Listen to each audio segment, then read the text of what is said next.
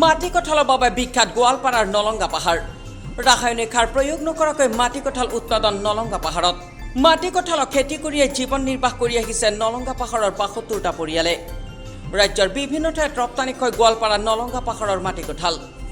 নলংগা পাহাৰৰ মাটি কঁঠাল ৰাজ্যখনৰ ভিতৰতে সোৱাদযুক্ত কোনো ধৰণৰ ৰাসায়নিক সাৰ আৰু কীটনাশক ঔষধ প্ৰয়োগ নকৰাকৈ সম্পূৰ্ণ জৈৱিক পদ্ধতিৰে খেতি কৰা নলংগা পাহাৰৰ মাটি কঁঠাল অসমৰ ভিতৰতে অতি মিঠা আৰু সোৱাদযুক্ত বুলি জনাজাত নলংগা পাহাৰৰ মাটি কঁঠাল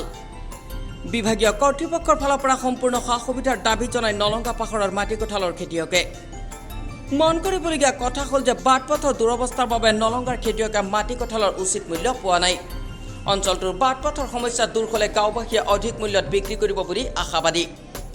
গোৱালপাৰাৰ পৰা ইক্ৰামুল হুছেইনৰ ৰিপৰ্ট DX365 নেঙান মাৰাক মই আমাৰ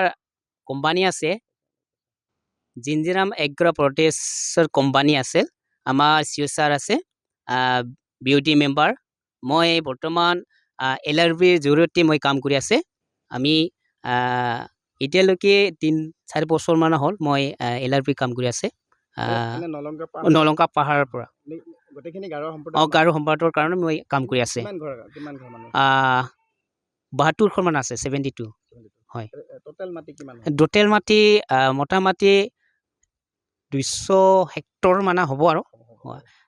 এতিয়া মানুহৰ আছিল 5 বিঘা 10 বিঘা গৈ ইমান বেছিকৈ নহয় আৰু বাট বেয়া তাৰমানে ৰাস্তাত বেয়া কাৰণে গাড়ী চাড়ী আহিব নোৱাৰি আৰু আমি চাইকেললৈকে ঠেলে লৈ যায় আৰু আগেলৈকে পোৱা নাই আমি এগ্ৰিকালচাৰ ডিপাৰ্টমেণ্টত মই অনুৰোধ জনালোঁ ৰাজঘাট অলম্বনা চৰকাৰৰ পৰা মই অনুৰোধ কৰা হৈছে যে ৰাজঘাট ভাল কৰি দিব পালে তালে মই আমি চৰকাৰৰ পৰা নাহে বাট বেয়াৰ কাৰণে নাহে আৰু গোৱালপাৰাৰ পৰা ইক্ৰামুল হুছেইনৰ ৰিপৰ্ট DX365